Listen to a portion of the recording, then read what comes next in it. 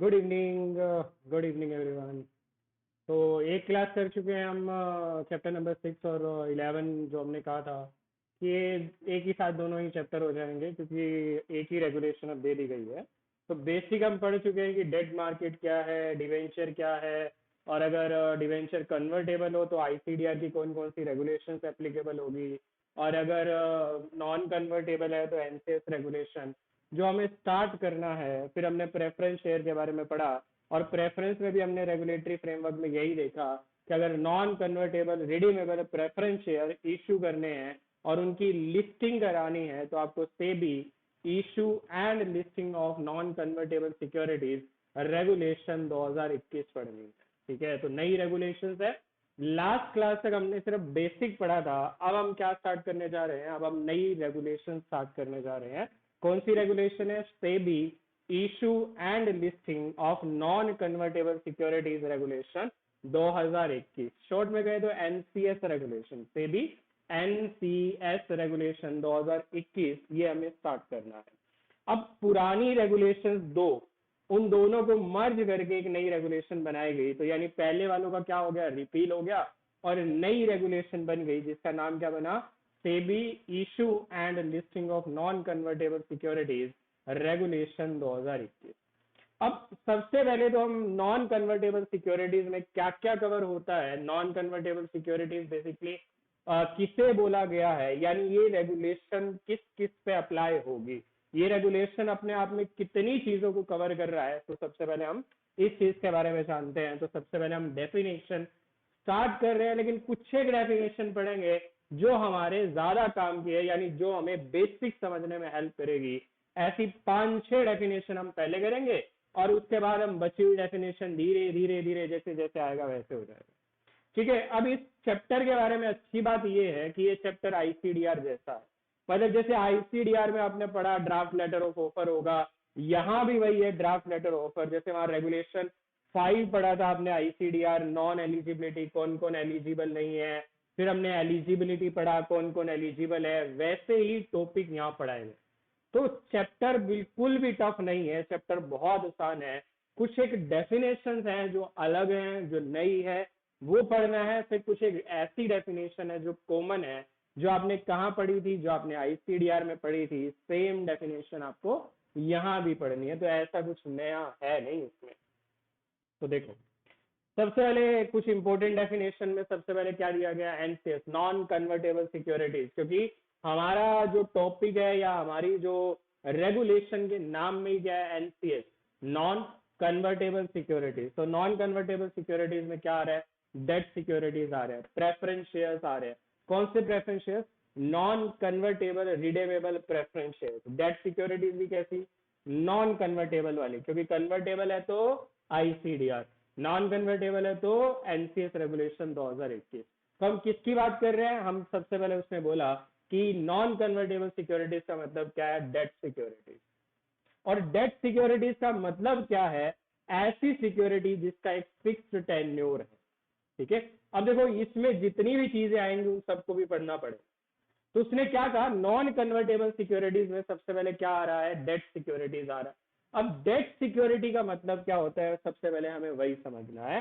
तो debt security का मतलब वो सिक्योरिटी जिसका एक फिक्स टेन्योर है, यानी एक फिक्स टेन्योर के बाद वो खत्म हो जाएगी, that is called redeemable type है। तो डिवेंचर भी तो यही होता है, बॉन्ड्स भी तो यही होता है, एक फिक्स मैच्योरिटी डेट आती है, उस डेट पे खत्म हो जाता है। तो देखो डेट सिक्योरिटीज में क्या पढ़ाया गया, ऐसी सिक्योरिटीज जो कैसे नेचर की है, नॉन कन्वर्टेबल नेचर की है, क्योंकि रेगुलेशन ही किस चीज की बात कर रहा है, नॉन कन्वर्टेबल।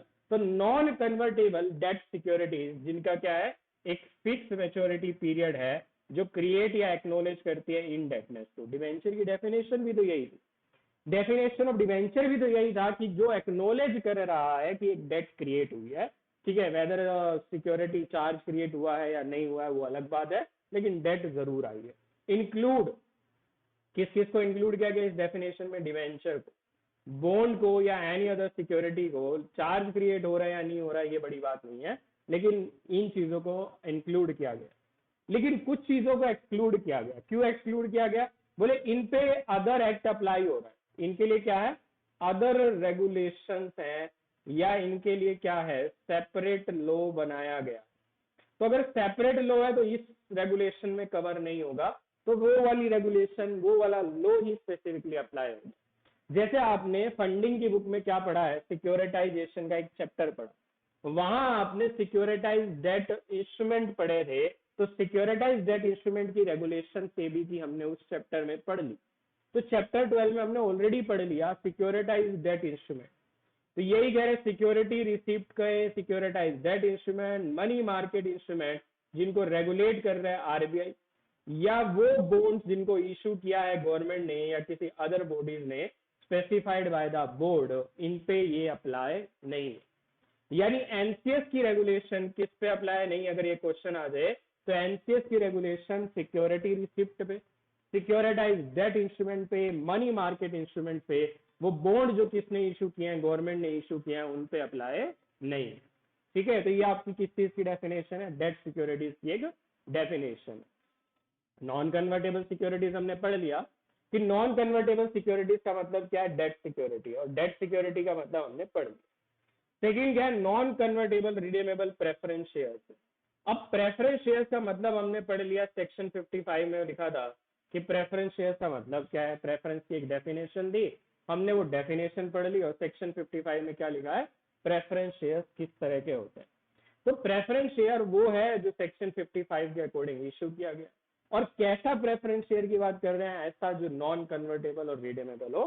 तो इसकी भी एक डेफिनेशन दी गई, कह रहे कि वो प्रेफरेंस शेयर जो रिडीमेबल है, किसके हिसाब से, कंपनीज एक्ट के हिसाब से, लेकिन वो वाला नहीं जो कन्वर्टेबल हो, क्योंकि कन्वर्टेबल की बात ही नहीं हम कर रहे, हम बात कर रहे हैं नॉन कन्वर्टेबल की। बट नॉट इंक्लूड वो जो कन्वर्टेबल है या जो एक्सचेंज हो सकता है इक्विटी के साथ at a later date at the option of the holder और नो, चाहे ऑप्शन है चाहे नहीं है, लेकिन अगर वहां कन्वर्टेबिलिटी की बात आ गई है तो वहां हम इस रेगुलेशन को अप्लाई नहीं करते। तो रेगुलेशन अप्लाई है किस पे, non convertible redeemable preference share के ऊपर। तो प्रेफरेंस शेयर का मतलब वो जो सेक्शन 55 के अकॉर्डिंग इशू किया गया है जो रिडीमेबल है, और क्या इसमें इंक्लूड नहीं है, जो कन्वर्ट होगा या एक्सचेंज होगा with the equity shares of the issuer at a later date.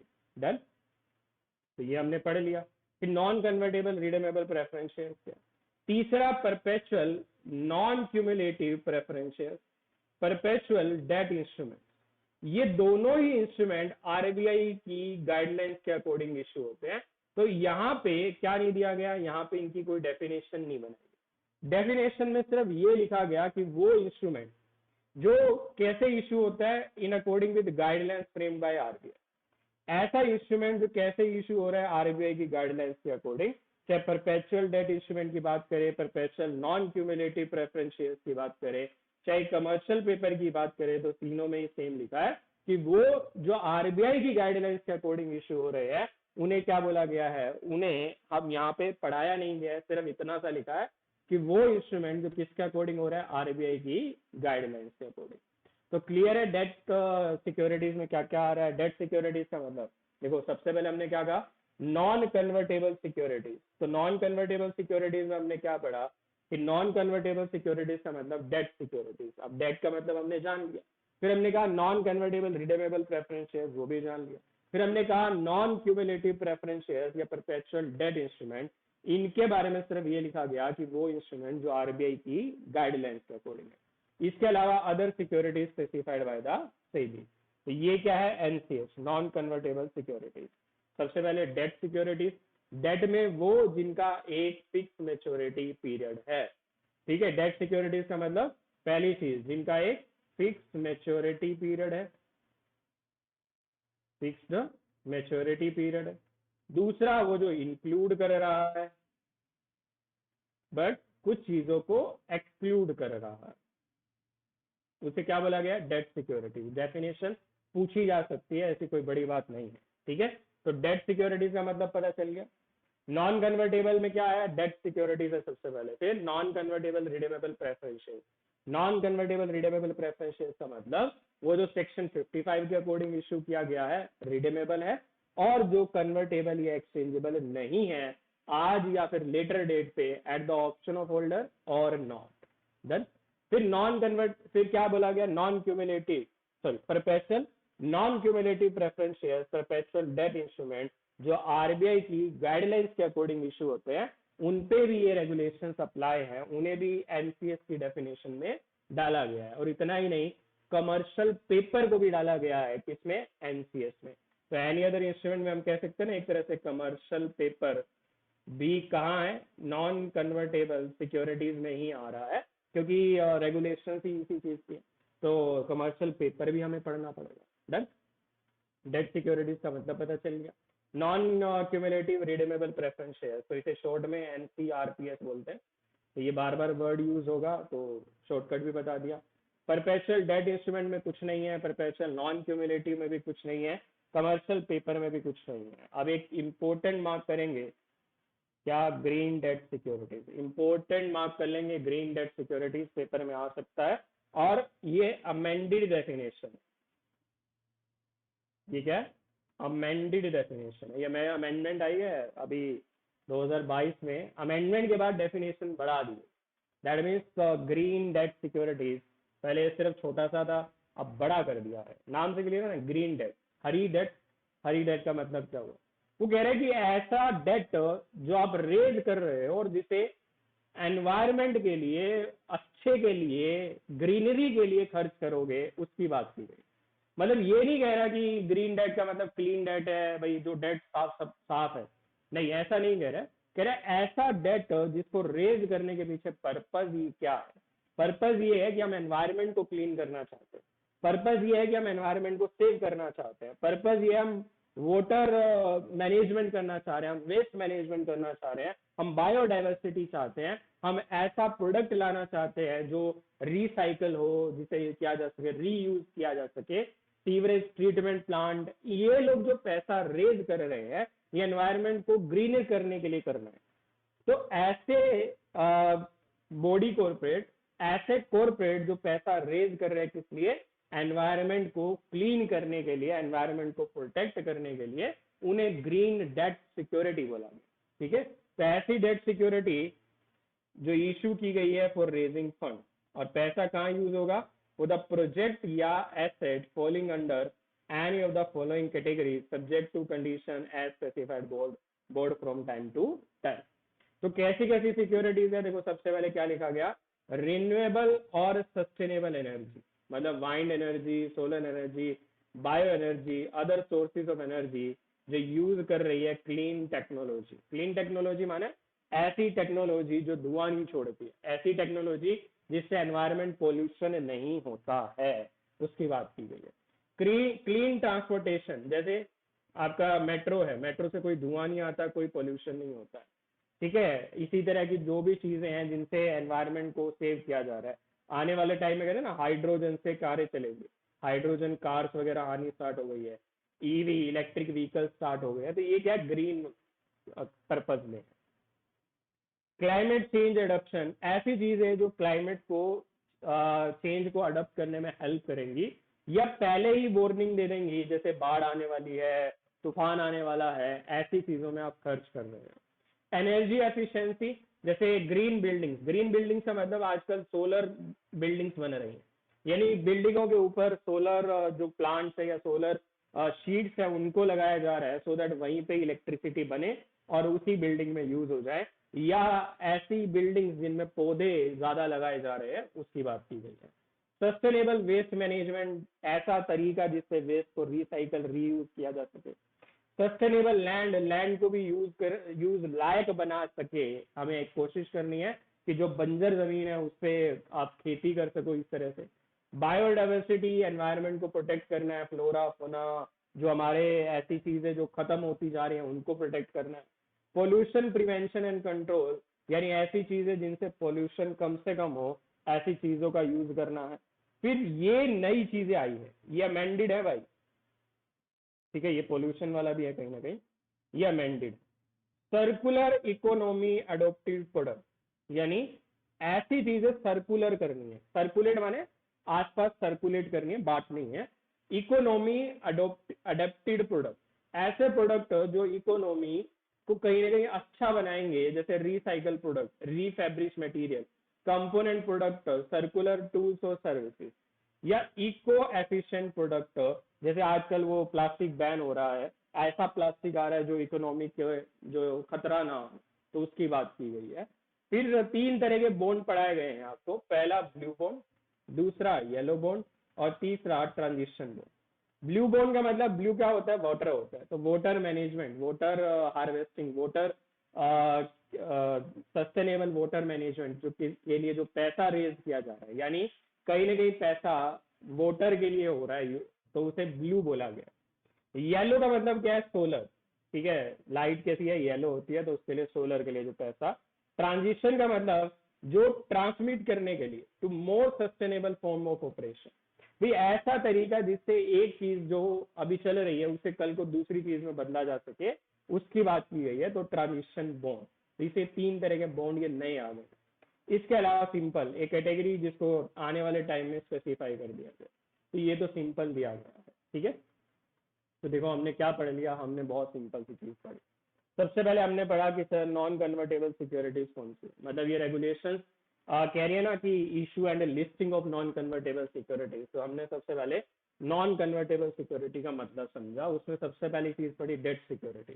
फिर डेट सिक्योरिटी का मतलब पढ़ा कि जिसका एक फिक्स टेन्योर है, नॉन कन्वर्टेबल है, लेकिन जो जो नॉन कन्वर्टेबल है, जिसका एक फिक्स टेन्योर है, जो एक्नोलेज कर रही है डेट, इंक्लूड कर रहा है डिवेंचर बॉन्ड, चाहे सिक्योरिटी क्रिएट है चाहे नहीं है, लेकिन एक्सक्लूड कर रहा है वो जो किसी दूसरे लॉ में है, जैसे security receipt, securitise debt instrument, money market instrument, या वो बॉन्ड जो गवर्नमेंट ने इशू कराए हैं, तो इनको अलग रखा गया, ठीक है। फिर हमने क्या पढ़ा, फिर हमने पढ़ा सेकंड नॉन कन्वर्टेबल सिक्योरिटी में second point, non convertible redeemable preference share. तो इसकी डेफिनेशन पढ़ी, non convertible redeemable preference share, NCRPS क्या है, कह रहे हैं वो प्रेफरेंस शेयर जो नॉन कन्वर्टेबल है, रिडेमेबल है, और जो कंपनी लॉ के अकॉर्डिंग इशू किया गया है, लेकिन जो कन्वर्टेबल नहीं है, जो एक्सचेंजेबल नहीं है, एक्सक्लूड किया गया है। कन्वर्टेबल या एक्सचेंजेबल आज या लेटर डेट पे ऑप्शन चाहे होल्डर के पास हो चाहे ना हो, लेकिन अगर ऐसी बात है तो वो नहीं है। फिर हमने क्या पढ़ा, परपेचुअल, फिर नॉन क्यूमुलेटिव प्रेफरेंस शेयर हमने पढ़ा, परपेचुअल डेट इंस्ट्रूमेंट हमने पढ़ा। इसके अलावा सच अदर, और अदर में हमने जैसे कमर्शियल पेपर का, तो ये वो इंस्ट्रूमेंट है जो नॉन कन्वर्टेबल सिक्योरिटीज है। अब नॉन कन्वर्टेबल सिक्योरिटीज हो गया, debt security, non convertible redeemable preference share, perpetual non cumulative preference share RBI की guidelines, perpetual debt instrument RBI की गाइडलाइंस, कमर्शियल पेपर आरबीआई की गाइडलाइंस। डन। कमर्शियल पेपर हम पढ़ भी चुके हैं, कहाँ पे, एक चैप्टर में आया था हमारा कमर्शियल पेपर, अनसिक्योर्ड इंस्ट्रूमेंट्स है, और जो सिर्फ कुछ वेल्दी, मतलब कुछ रिकॉग्नाइज बॉडी कॉर्पोरेट थी जहां पैसा रेज कर सकते हैं, उसकी एक लिमिट पढ़ाई गई थी, वो सारी चीजें। अगर इनकी लिस्टिंग करानी है, अब यहाँ पे क्यों पढ़ रहे हैं, कह रहे हैं यहाँ अगर हमने लिस्टिंग करानी है, अब लिस्टिंग तो कैसे होगी, या तो पब्लिक इशू से होगी, या लिस्टिंग कैसे होगी, प्राइवेट प्लेसमेंट को हम लिस्ट कराएंगे बाद में। पहले हमने प्राइवेट प्लेसमेंट कर लिया, फिर हम उसे लिस्ट करा रहे हैं। पब्लिक इशू का मतलब तो सीधा सीधा सा ही पता है ना, आईपीओ आ रहा है और एफपीओ आ रहा है। आईपीओ एफपीओ आ रहा है, दैट मीन्स हमें एनसीएस रेगुलेशन फुलफिल करने पड़े। प्राइवेट प्लेसमेंट हम कर रहे हैं, कंपनी लॉ के अकॉर्डिंग अलाउड है, ठीक है, कोई दिक्कत नहीं है। लेकिन अगर हम इसे लिस्ट कराना चाहते हैं तो फिर हमें क्या पढ़नी पड़ेगी, एनसीएस रेगुलेशन। मतलब एनसीएस रेगुलेशन किसकी बात कर रहा है, इशू एंड लिस्टिंग की बात कर रहे हैं। तो अगर आपने इशू किया है, चाहे पब्लिक इशू लाए हो, तो फिर तो लिस्टिंग मैंडेटरी है। प्राइवेट प्लेसमेंट किया है तो फिर लिस्टिंग मैंडेटरी नहीं है। लेकिन अगर लिस्टिंग कराओगे, लेकिन अगर क्या कराओगे, लिस्टिंग कराओगे, तो फिर रेगुलेशंस एप्लीकेबल होंगी। डन। तो ये हमारा बेसिकली रेगुलेशंस की एप्लीकेबिलिटी आएगी अभी, कि ये रेगुलेशंस किस किस पे अप्लाई है, ठीक है। तो इसके बाद कुछ और डेफिनेशन है, वो तो टाइम टू टाइम हम साथ के साथ पढ़ते रहेंगे, वो मैं अभी नहीं पढ़ा रहा, ठीक है। ईश्वर का मतलब तो हमें पता है कि ईश्वर का मतलब कौन कौन इशू कर रहा है, कंपनी इशू कर सकती है, बॉडी कॉर्पोरेट, कोई स्टैचुरी कॉर्पोरेशन, कोई मल्टीनेशनल इंस्टीट्यूशन, कोई ट्रस्ट, रियल एस्टेट वाला या इंफ्रास्ट्रक्चर वाला जो ऑथराइज है to issue non convertible securities या कमर्शियल पेपर। एंड सिर्फ इतना ही नहीं है, जो लिस्ट भी कराना चाहता है, सिर्फ इशू से मतलब नहीं है, एंड वर्ड है, लिस्टिंग भी होनी चाहिए। अगर लिस्टिंग है तो फिर एनसीएस रेगुलेशन अप्लाई है, अगर ये नहीं है तो फिर नहीं पढ़ना। अब सबसे पहला टॉपिक हमारा क्या है, एप्लीकेबिलिटी। सबसे पहला टॉपिक क्या दिया गया हमारा, एप्लीकेबिलिटी। ये जो रेगुलेशन हम पढ़ रहे हैं, कौन सी रेगुलेशन सर? NCS regulation. हम क्या पढ़ रहे हैं? NCS regulation 2021। ठीक है, पूरा नाम क्या है? SEBI issue, SEBI issue and listing of non convertible securities regulations 2021। अब ये रेगुलेशंस कब अप्लाई होंगी? अब ये रेगुलेशंस अप्लाई होंगी जब डेट सिक्योरिटीज यानी नॉन कन्वर्टेबल सिक्योरिटीज, सीधी सी बात करूं क्योंकि डेफिनेशन पढ़ ली। तो नॉन कन्वर्टेबल में क्या आएगा? नॉन कन्वर्टेबल में सर दो चीजें हैं बेसिकली हमारी, एक डेट सिक्योरिटीज है और एक प्रेफरेंस शेयर्स है। यही दो चीजें हैं, इन्हीं दो चीजों को ही ज्यादा बोला गया है, इन्हीं दो चीजों को ही ज्यादा फोकस में रखा गया है। ठीक है, तो अगर मैं एनसीएस की बात कर रहा हूं, अगर मैं किसकी बात कर रहा हूं? एनसीएस, इसका मतलब मैं किसकी बात कर रहा हूं? मैं डेट की बात भी कर रहा हूं, इसके मतलब मैं डेट सिक्योरिटी की बात भी कर रहा हूं, और मैं non convertible redeemable preference shares की बात भी कर रहा हूं। ठीक है, तो अगर एनसीएस वर्ड आएगा दैट मीन दोनों की बात होगी, और बहुत सारी जगह पर दोनों ही लिखा गया है, बताया भी दोनों गया, तो उसको अलग भी नहीं लिखा गया। ठीक है, तो अगर मैं कह रहा हूं कि ये रेगुलेशन किस पे एप्लीकेबल है, इसका मतलब मैं एनसीएस की बात कर रहा हूं, जिसमें डेट भी आ रहा है और जिसमें प्रेफरेंस शेयर्स भी आ रहा है। कौन सा preference share? Non convertible redeemable preference share. तो पहला चीज बोला गया कि जहां पब्लिक इशू आ रहा है, पहला पॉइंट किसकी बात कर रहा है? बोले पब्लिक इशू। अब पब्लिक इशू हो रहा है किस चीज का? चाहे डेट सिक्योरिटीज का हो रहा हो, पब्लिक इशू हो रहा है चाहे डेट सिक्योरिटीज का, चाहे non convertible redeemable preference shares का। कि अगर पब्लिक इशू आ रहा है, पब्लिक इशू का मतलब लिस्टिंग मैंडेटरी है। ठीक है, अब देखो ये चीज समझाने की बताने की नहीं है कि अगर पब्लिक इशू आ रहा है इसका सीधा सा मतलब क्या है कि अगर सर पब्लिक इशू आ रहा है इसका मतलब सिक्योरिटीज क्या होंगी? लिस्ट ही होंगी। ठीक है, इसका सीधा सा यही मतलब निकलता है कि अगर पब्लिक इशू आ रहा है दैट मीन सिक्योरिटी लिस्ट होगी। हमने देखो क्या कहा, अगर हम डेट सिक्योरिटी इशू कर रहे हैं, अगर हम डेट सिक्योरिटी इशू कर रहे हैं, अगर ये कन्वर्टेबल है, ये नॉन कन्वर्टेबल है,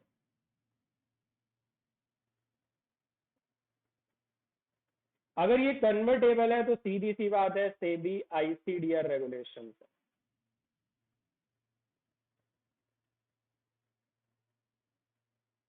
ठीक है, अगर मैं बात करूं नॉन कन्वर्टेबल की, अगर मैं किसकी बात कर रहा हूं? नॉन कन्वर्टेबल की बात कर रहा हूं, तो नॉन कन्वर्टेबल पे क्या अप्लाई है? एनसीएस।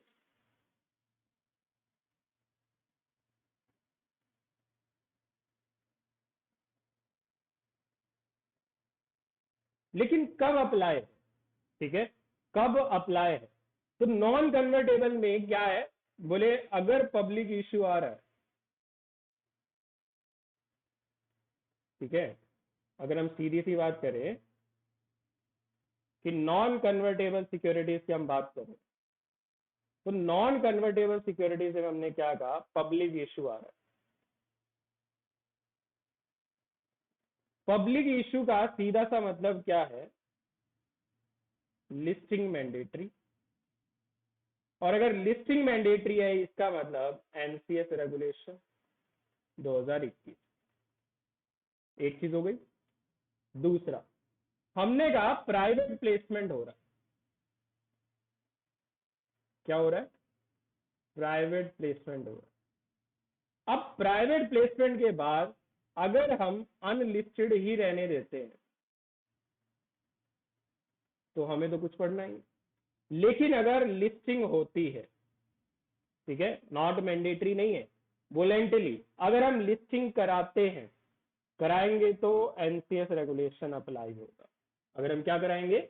लिस्टिंग कराएंगे तो फिर मैंडेटरी है। इसी तरह non convertible redeemable preference share, convertible है तो रेगुलेशंस अप्लाई नहीं है, नॉन कन्वर्टेबल है फिर देखना है पब्लिक इशू है या प्राइवेट प्लेसमेंट है। पब्लिक इशू एनसीएस अप्लाई हो गई, प्राइवेट प्लेसमेंट एनसीएस कब लगेगी? If listed. अगर लिस्टिंग के लिए जा रहा है तो ही लगेगी ये रेगुलेशन, अगर लिस्टिंग के लिए नहीं जा रहा है तो नहीं लगेगी। ठीक है, यही आपकी मेन डेफिनेशन, यही आपकी मेन पॉइंट है जिसके ऊपर सब कुछ बेस्ड है कि ये रेगुलेशन पढ़नी है या ये रेगुलेशन आगे नहीं पढ़नी है। कब पढ़नी है बोले, जब लिस्टिंग के लिए जा रहे हैं। कौन सी सिक्योरिटीज? Non convertible securities. जब लिस्टिंग के लिए जा रहे हैं तो मैंडेटरी है, लिस्टिंग के लिए नहीं जा रहे हैं तो मैंडेटरी नहीं। तो पहला क्या है? Public issue. पब्लिक इशू का मतलब लिस्टिंग मैंडेटरी। पब्लिक इशू का सीधा सा मतलब क्या है सर? लिस्टिंग मैंडेटरी है। और अगर लिस्टिंग मैंडेटरी है इसका मतलब एनसीएस अप्लाई होगा।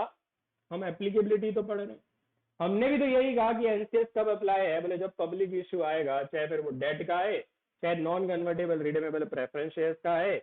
अगर पब्लिक इशू है तो लिस्टिंग मैंडेटरी है, और लिस्टिंग के लिए एनसीएस रेगुलेशन पढ़ना पड़ेगा। तो यही हम पढ़ रहे हैं रेगुलेशन 3 में।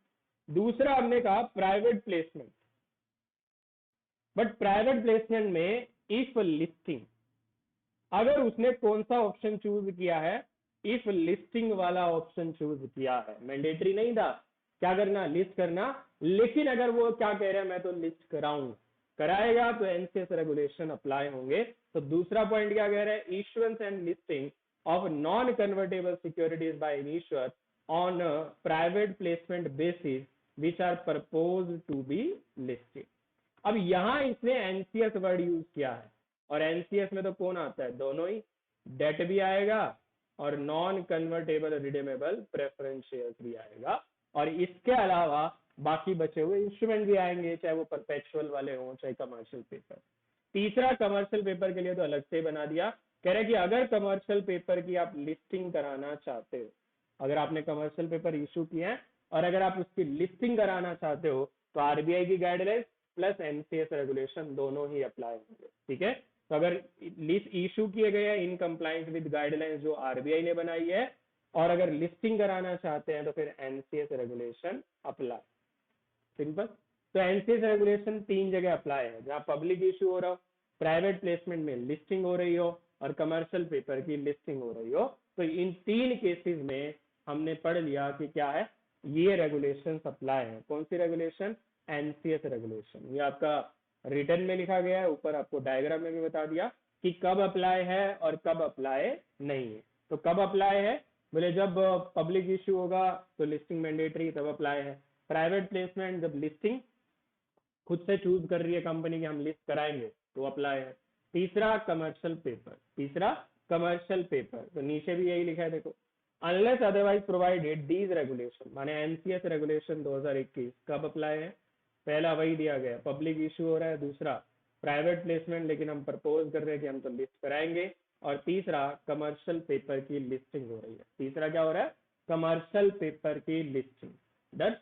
तो हमने क्या पढ़ लिया आज की क्लास में सर? हमने इंपोर्टेंट डेफिनेशन पढ़ ली कि ये रेगुलेशंस किस पे अप्लाई है, ये रेगुलेशन में जो एनसीएस दिया गया है इसका मतलब क्या है, एनसीएस में जो टर्म्स आई उनका हमने मतलब समझा, और हमने एक इंपॉर्टेंट टॉपिक पढ़ा, ग्रीन डेट सिक्योरिटी का मतलब क्या है, कि ऐसी सिक्योरिटी जो रेज की गई है पैसा रेज करने के लिए, नीचे लिखे हुए पर्पज इसके लिए, और पर्पज आपको अच्छे से याद रखने पड़ेंगे। इसमें अमेंडमेंट है, मैंने पहले ही बोला यहाँ से लेके यहाँ तक का टॉपिक अमेंड है। अमेंडमेंट का मतलब क्या है कि कुछ नए टॉपिक्स ऐड किए गए, या कुछ डेफिनेशन में नई चीजें ऐड की गई। क्या ऐड की गई? Mainly blue bond, yellow bond, transition bond, ये 3 तरह के बॉन्ड ऐड किए गए। तो ये अमेंडेड प्रोविजन है, ये क्या है? अमेंडेड प्रोविजन है, और एक category as specified by board. देखो, बुक बिल्डिंग का मतलब बताने की जरूरत नहीं है, हो गया book building. Draft offer document का मतलब आईसीडीआर में भी पढ़ कर आए थे, वो डॉक्यूमेंट जो ड्राफ्ट स्टेजेस में है और जो हमें किसके पास फाइल करना है? बोर्ड के पास, स्टॉक एक्सचेंज के पास फाइल करना है। किस चीज से related? Public issue of debt securities and non convertible redeemable preference share. यहाँ पे इसका मतलब ये है। ठीक है, लीड मैनेजर हमें क्या नहीं पता, लीड मैनेजर क्या होता है। ऑफर डॉक्यूमेंट का मतलब नहीं पता, फाइनल डॉक्यूमेंट जिसे हम प्रोस्पेक्टस बोलते हैं। तो यहाँ पे क्या आएगा? एक ट्रांस प्रोस्पेक्टस। ट्रांस प्रोस्पेक्टस माने इंफॉर्मेशन मेमोरेंडम। जब हम शेल प्रोस्पेक्टस करते हैं तो हम कहते हैं ना, सेकंड इशू के लिए या सब्सिक्वेंट इशू के लिए हम क्या इशू करेंगे? Information memorandum. तो उसे बोला गया है, ठीक है। प्लेसमेंट मेमोरेंडम जैसे इंफॉर्मेशन मेमोरेंडम, शेल प्रोस्पेक्टस 1 साल के लिए जो वैलिड होता है, ठीक है। तो ये कुछ डेफिनेशन हैं जो हम धीरे धीरे ये भी करेंगे, और नेक्स्ट क्लास में हम रेगुलेशन 4 से स्टार्ट करेंगे, जहाँ पे कुछ कॉमन कंडीशंस हैं। कॉमन कंडीशन माने एनसीएस रेगुलेशन, माने नॉन कन्वर्टेबल सिक्योरिटीज, फिर वो चाहे डेट हो, फिर वो चाहे non convertible redeemable preference shares हो। कुछ जनरल कंडीशन है जो दोनों के इशू पे अप्लाई है। एलिजिबिलिटी क्राइटेरिया दिया गया है कि कौन कौन इश्यूर एलिजिबल है और कौन कौन इश्यूर एलिजिबल नहीं है। तो ये टॉपिक इस तरह से पढ़ा गया है, कौन कौन एलिजिबल है और कौन कौन एलिजिबल नहीं है। टॉपिक पूरा अमेंडेड है, यानी पूरे जितने भी अमेंडेड प्रोविजन अब तक के थे वो सारी अमेंडमेंट्स डाली गई है। तो सारी अमेंडमेंट डाल के जितना अमेंडेड बनाया जा सकता था उतना अमेंडेड टॉपिक पढ़ाया गया, ठीक है।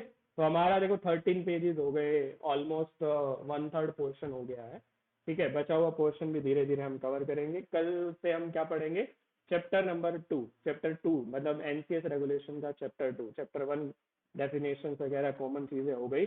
अब हम पढ़ेंगे जनरल कंडीशंस क्या है। बहुत आसान सी कंडीशंस दी गई हैं, तो ज्यादा है ही नहीं, एलिजिबल में बहुत सिंपल सा पढ़ाया गया है, ठीक है। ये वही टॉपिक है जो आपने आईसीडीआर में लगभग पढ़े, तो ऐसा कुछ नया नहीं है, ठीक है। लेकिन आज के लिए इतना ही, तो छोटा छोटा करेंगे, ज्यादा एकदम से नहीं कर रहे हैं, थोड़ा थोड़ा करके करेंगे। तो आज के लिए इतना ही। एक आध टॉपिक जरूर लिख के देखना है, सो दैट आपका लिखने की भी प्रैक्टिस हो। आज के लिए इतना ही, बाय बाय, टेक केयर, मिलते हैं नेक्स्ट क्लास में।